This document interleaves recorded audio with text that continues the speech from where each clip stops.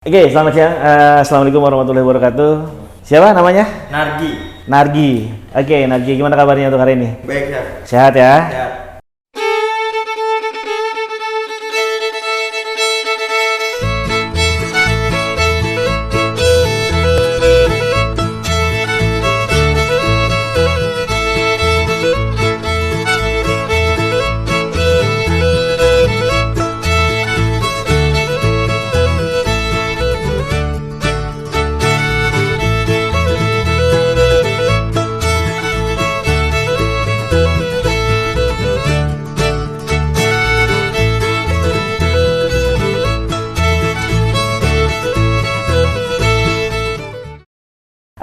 Untuk hari ini, perkenalkan mungkin buat kamu, saya adalah yang baru. Ya, salam kenal. Yang pertama saya Fatar. Ya, saya Fatar. Mungkin hari ini saya akan menyampaikan beberapa materi terkait tentang unggas. Adapun bicara masalah unggas banyak nih nanti pemaparannya. Secara teori, luar biasa, banyak banget. Tetapi saya lebih menekankan kepada sense of belonging terhadap penanganan unggasnya. Maksudnya apa? Bicara dengan penanganan unggas untuk bisa menghasilkan produk yang baik, untuk menghasilkan produk yang memang bagus, tentunya ya penanganan awalnya juga harus baik, penanganan awal juga harus bagus. Kenapa? Karena unggas salah satu bagian dari yang namanya perishable. Apa itu perishable? Yang artinya mudah rusak. Ya, jadi kalau kita ngelihat unggas, ya ditangani dulu. Ya, kita jangan melihat nih produknya nanti apa, keren banget, bagus banget. Buat apa produk yang bagus, tetapi kalau bahan dasarnya ya tidak terjaga kualitasnya. Ya, jadi sekali lagi yang saya mau tekankan, bicara unggas, karena dibicara masalah produk kan ada groceries dan ada perishable. Kalau groceries itu lebih kepada yang seperti ini dry.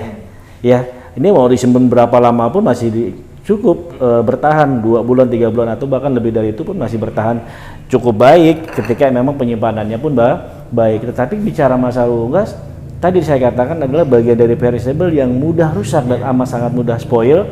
Ya, itu harus tanganin. Ya, jangan dibiarkan dia begitu saja berada di suhu ruang. Ketika memang tidak digunakan, simpan ke dalam chiller, simpan ke dalam freezer.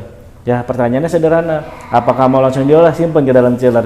Apakah mau mau diolah mau lebih lama, 2 hari, 3 hari atau berapa minggu ke depan? Ya, simpan di freezer. Jadi itu yang saya harapkan adalah untuk menghasilkan produk yang baik adalah penanganan unggasnya dulu yang memang harus tepat. Bicara unggas sederhana, unggas atau chicken merupakan bagian dari unggas. Artinya unggas kan banyak nih ya, jenisnya ada ayam atau chicken, lalu duck, lalu apalagi poultry, jenis-jenis poultry ya, unggas atau poultry, ada burung, ya intinya yang berkaki 2, itu masuk dalam kategori unggas. Banyak banget deh, banyak banget. Satu hal yang memang ketika kita mengolah unggas, satu hal yang harus kita pahami adalah yaitu Oke, cukup 2 aja. Airnya ditambah lagi, ini harus terendam di dalam air. Tambah lagi, nyalain aja nggak apa-apa. Satu hal yang tidak pernah disadari di dalam pengolahan unggas itu adalah pengolahannya. Tekankan, ingatkan, dan yakinkan dan pastikan bahwa saya mengolah unggas itu wajib well done. Ya, tetapi saya katakan bicara unggas apapun yang tadi kita sudah sebutkan, burung apa segala macam, itu wajib yang namanya well done atau wajib matang. Kenapa? Karena di dalam unggas ada bakteri, salmonella apalah segala macam yang memang kita katakan cukup jahat sekali terhadap tubuh kita atau tubuh manusia. Jadi pastikan jangan sampai ketika pengolahannya jadi masih ada juicinya, masih ada darahnya. Itu yang bahaya. Oke, kita lanjut lagi. Selanjutnya kita nanti akan sampai sini ada pertanyaan ya? Kalau tidak ada, mungkin kita langsung ke praktek sambil kita sharing-sharing aja. Segala sesuatu yang kita lakukan adalah tentunya melihat bahan mentah yang memang baik seperti itu. Oke, sekarang kita ambil dulu ayamnya. Kita coba ayam, atau ini dipotong dulu deh. Sebentar.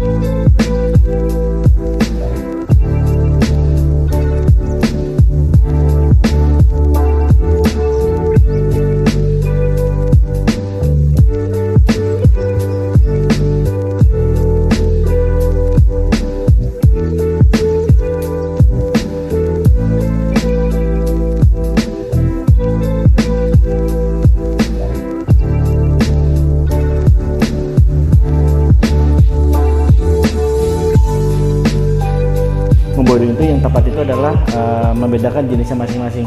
Kalau memang dia brokoli ya brokoli, kalau memang dia cauliflower ya cauliflower, kalau memang dia carrot ya carrot. Ya, kenapa? Karena memang sayuran itu memiliki tingkat kematangan yang berbeda. Oke, kalau kita masukin bersamaan kan kita harus milih-milihin juga. Ya nggak apa-apa menggunakan air yang sama, tetapi bertahap. Oke, ya yuk karena masukin itunya sini dulu.